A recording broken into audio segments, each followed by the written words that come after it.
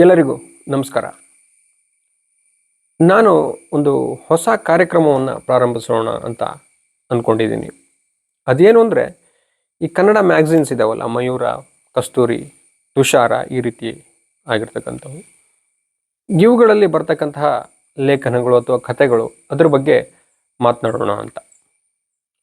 ಹಾಗಾಗಿ ಇದನ್ನು ನಾನು ಪತ್ರಿಕಾ ಪ್ರಪಂಚ ಅಥವಾ ಪತ್ರಿಕಾ ಪುಟಗಳು ಎನ್ನುವ ಹೆಸರಿನಲ್ಲಿ ಪ್ರಾರಂಭಿಸುತ್ತೇನೆ. ಇವತ್ತು ನಾನು ಮಯೂರ, ಮೇ ತಿಂಗಳ ಮಯೂರ ಪತ್ರಿಕೆಯನ್ನು ಇಟ್ಕೊಂಡಿದ್ದೇನೆ.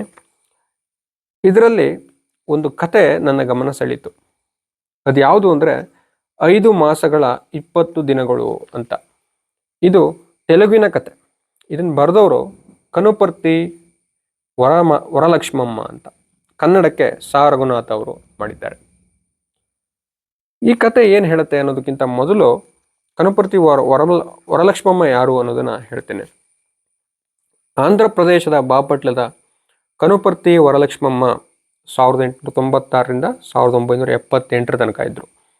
ಸ್ವಾತಂತ್ರ್ಯ ಹೋರಾಟದಲ್ಲಿ, ಖಾದಿ ಆಂದೋಲನದಲ್ಲಿ ಸಕ್ರಿಯರಾಗಿ ತೊಡಗಿಸಿಕೊಂಡಿದ್ದ ಬರಹಗಾರ್ತಿ. ಮಹಿಳೆಯರ ಸಬಲೀಕರಣ ಪ್ರಯತ್ನದಲ್ಲಿ ಅವರಿಗೆ ಸಾಹಿತ್ಯವೂ ಒಂದು ಮಾಧ್ಯಮವಾಗಿತ್ತು. 1920ರಲ್ಲಿ ಆಂಧ್ರ ಪತ್ರಿಕೆ ಎಂಬ ಸಾಪ್ತಾಹಿಕ ಪತ್ರಿಕೆಯಲ್ಲಿ ಅಂಕಣಗಾರ್ತಿಯಾಗಿ ಸ್ತ್ರೀ ಸುಧಾರಣೆಗೆ ಸಂಬಂಧಿಸಿದ ಲೇಖನಗಳನ್ನು ಬರೆದಿದ್ದರು. ವಸುಮತಿ, ವಿಶ್ವಾಮಿತ್ರ ಅವರ ಕಾದಂಬರಿಗಳು. ಮಾತು ಬರವಣಿಗೆಯ ಜೊತೆಗೆ ಮಹಿಳೆಯರನ್ನು ಸಂಘಟಿಸಿ ಅವರಿಗೆ ಸಾಮಾಜಿಕ ಸ್ಥಾನಮಾನ ದೊರೆಯುವಂತೆ ಮಾಡಲು ಹೋರಾಟಗಳನ್ನು ರೂಪಿಸಿದ್ದರು. ಕನುಪರ್ತಿ ವರಲಕ್ಷ್ಮಮ್ಮ ಯಾರು ಅನ್ನೋದ್ರ ಬಗ್ಗೆ ಒಂದು ಸಂಕ್ಷಿಪ್ತವಾಗಿ ನಿಮಗೆ ಈಗ ಗೊತ್ತಾಗಿರುತ್ತೆ.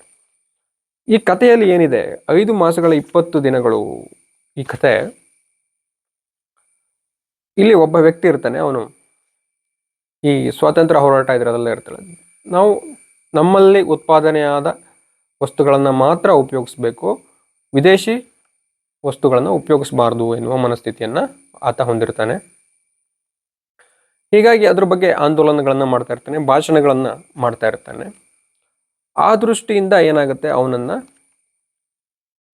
ಬಂಧನ ಮಾಡಲಾಗುತ್ತೆ ಸರ್ಕಾರ. ಆ ರೀತಿಯಾಗಿ ಮಾತಾಡ್ತಾ ಇದ್ದಾನೆ ಈತ ಎನ್ನುವ ದೃಷ್ಟಿಯಿಂದ, ಆ ಚಳುವಳಿಯಲ್ಲಿ ಆತ ಇದ್ದಾನೆ ಎನ್ನುವ ದೃಷ್ಟಿಯಿಂದ. ನಂತರ ಏನಾಗುತ್ತೆ ಅಂದರೆ, ಅದ್ರ ಬಗ್ಗೆ ಎಲ್ಲ ವಿವರಣೆಗಳು ಸಾಕಷ್ಟಿದೆ. ನಂತರ ಆತ ಬಿಡುಗಡೆಯಾಗಿ ಬಂದಾಗ ಅವನಿಗೆ ಏನಾಗುತ್ತೆ ಅಂತ ಆ ಕೊನೆಯ ಇದನ್ನು ನಾನು ಹೇಳ್ತೇನೆ. ಇಂದಿಗೆ ಗೋಪಾಲರಾಯ ಸೆರೆಗೆ ಹೋಗಿ 5 ತಿಂಗಳ 20 ದಿನಗಳು. ಉಳಿದ 10 ದಿನಗಳನ್ನು ರುಕ್ಮಿಣಿ ಬೆರಳುಗಳ ಮೇಲೆ ಎಣಿಸುತ್ತಿದ್ದಳು. ಆದರೆ ಗೋಪಾಲರಾಯ ತನ್ನ ಸದ್ವರ್ತನೆಯಿಂದ ಶಿಕ್ಷಾಕಾಲದಲ್ಲಿ 12 ದಿನಗಳು ಮುನ್ನವೇ ಬಿಡುಗಡೆಗೊಂಡು ಬರುವನೆಂದು ಅವಳಿಗೇನು ಗೊತ್ತು. ರಾತ್ರಿ 8 ಗಂಟೆಗೆ ಪಡುವಣದಿಂದ ಬರುವ ಬಂಡಿ ಬಂದಿತು, ಹೋಯಿತು. ಹೋಗುತ್ತಾ ಕೂಗು ಹಾಕಿತು, ಯಾರೂ ಕೇಳಿಸಿಕೊಳ್ಳಲಿಲ್ಲ. ತಮ್ಮ ಸಾವಿತ್ರಿ ಪೂಜೆಯ ಸಂಭ್ರಮದಲ್ಲಿ ಆ ಯುವತಿಯರಿಗೆ ರೈಲು ಬಂದು ಹೋದುದೇನು ತಿಳಿದೀತು. ರೈಲು ಬಂದು ಹೋದ 20 ನಿಮಿಷಕ್ಕೆ ಮನೆ ತುಂಬ ಕಿಕ್ಕಿರಿದಿದ್ದ ನಾರಿಮಣಿಗಳಲ್ಲಿ ಗೋಪಾಲರಾಯರು ಬಂದರು ಎಂದು ಒಂದು ಚಿಕ್ಕ ಗದ್ದಲ ಹುಟ್ಟಿ ರುಕ್ಮಿಣಿಯ ಕಿವಿ ತಾಕಿತು. ತಾಕಿದ್ದೇ ತಡ, ಇನ್ನವಳ ಆನಂದರಾಶಿಗೆ ಪಾರವೆಲ್ಲಿಯದು. ದೇವಿಗಾಗಿ ತಯಾರಿಸಿದ ಕುಸುಮ ಮಾಲೆಗಳು ಇನ್ನೊಬ್ಬರಿಗೆ ಬಳಸಬಹುದೇ ಎಂಬ ಆಲೋಚನೆ ಎಲ್ಲಿಂದು. ಅವಳ ದೃಷ್ಟಿಯಲ್ಲಿ ಪತಿಯೂ ದೈವವೇ. ದೇವಿಗೆ ಸಮರ್ಪಿಸಲು ಕಟ್ಟಿದ್ದ ಹೂಮಾಲೆಯನ್ನು ಕೈಗೆತ್ತಿಕೊಂಡು ಒಂದು ಜಿಗಿತದಲ್ಲಿ ಗಂಡನ ದರ್ಶನಕ್ಕೆ ಹೊರಟಳು. ರುಕ್ಮಿಣಿ ಕೈಯಲ್ಲಿದ್ದ ಮಾಲೆಯನ್ನು ಕೈಗೆ ಕೊಡುವುದೋ, ಕೊರಳಿಗೆ ಹಾಕುವುದೋ, ಚರಣಗಳಿಗೆ ಅರ್ಪಿಸುವುದೋ ರುಕ್ಮಿಣಿಯ ಸಂಕಲ್ಪವಾಗ ಯಾವ ರೀತಿಯದಾಗಿತ್ತೋ. ಆದರೆ ಕುಸುಮ ಮಾಲೆ ಹಿಡಿದು ಉತ್ಕಂಠತೆಯಿಂದ ಬರುತ್ತಿದ್ದ ರುಕ್ಮಿಣಿಯನ್ನು ಅಲ್ಲಿಂದಲೇ ನೋಡಿದ ಗೋಪಾಲರಾಯ. ದೇಹ ನವೆದಿದೆ, ಮುಖ ಬತ್ತಿದೆ, ರೂಪ ಬದಲಾಗಿದೆ. ಆದರೆ ಪ್ರಕಾಶಿಸುವ ಆ ಕಣ್ಣುಗಳಲ್ಲಿ ಕಾಣಿಸುವ ಆ ದೇಶಭಕ್ತಿ ಕಿಂಚಿದೂನವಿಲ್ಲ. ರುಕ್ಮಿಣಿ, ಆ ಹೂಮಾಲೆ ಸೀಮೆ ದಾರದಿಂದ ಕಟ್ಟಿರುವುದೇನೋ, ಅಂದರೆ ವಿದೇಶಿ ದಾರದಿಂದ ಕಟ್ಟಿರುವುದೇನೋ, ನಾನು ಮುಟ್ಟುವುದಿಲ್ಲ ಅಂದ ಗೋಪಾಲರಾಯ. ಅವರಿಗೆ ಆ ಹೂವನ್ನು ಸಮರ್ಪಿಸಲು ಆಕೆ ಬರ್ತಾಳೆ. ಆದರೆ ಆ ಹೂಮಾಲೆ ವಿದೇಶಿ ದಾರದಿಂದ ಕಟ್ಟಿದ್ವೇನೋ ಅಂತ ಅವನು ಕೇಳ್ತಾನೆ.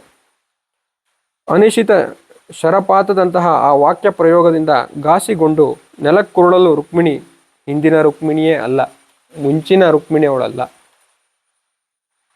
ಆ ಯೋಧ ಪತ್ನಿ ಹೀಗೆ ಧೀರತೆಯಿಂದ ನುಡಿದಳು, ಸೀಮೆ ನೂಲು ನನ್ನ ಕೈಯಿಂದ ತೊಲಗಿ 5 ಮಾಸಗಳ 20 ದಿನಗಳು. ಇಲ್ಲಿದೆ ನೋಡಿ, ಆ ಪಂಚ್ ಲೈನ್. ಅಂದರೆ ಅವ್ರು ಹೇಗೆ ಸ್ವಾತಂತ್ರ್ಯ ಹೋರಾಟದಲ್ಲಿ ಭಾಗಿಯಾಗ್ತಾರೆ, ಈ ವಿದೇಶಿ ವಸ್ತುಗಳನ್ನು ಬಳಸಬಾರ್ದು ಅಂತ ಹೇಳ್ತಾರೆ, ಆದರೆ ಆಕೆಯ ಭಾವನೆಯನ್ನು ಆತ ಅಲ್ಲಿ ಅರ್ಥ ಮಾಡಿಕೊಳ್ಳೇ ಇಲ್ಲ.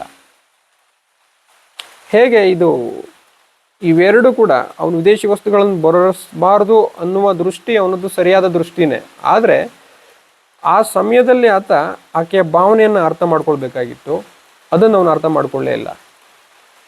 ಈ ರೀತಿಯಾದ ಈ ಕತೆ ನನಗೆ ಭಾಳ ಇಷ್ಟ ಆಯಿತು, ನೀವು ಓದಿ ಅಂತ ಹೇಳ್ತೀನಿ. ಇನ್ನೂ ಹಲವು ವಿಚಾರಗಳಿದೆ ಈ ಕಥೆಯಲ್ಲಿ, ನಾನು ಅದನ್ನೆಲ್ಲ ತಗೊಂಡಿಲ್ಲ, ಇವಿಷ್ಟೇ ವಿಚಾರಗಳನ್ನು ಹೇಳ್ತಾ ಇದ್ದೀನಿ. ಧನ್ಯವಾದಗಳು. ಪತ್ರಿಕಾ ಪ್ರಪಂಚ, ಪತ್ರಿಕಾ ಪ್ರಪಂಚ, ಪತ್ರಿಕಾ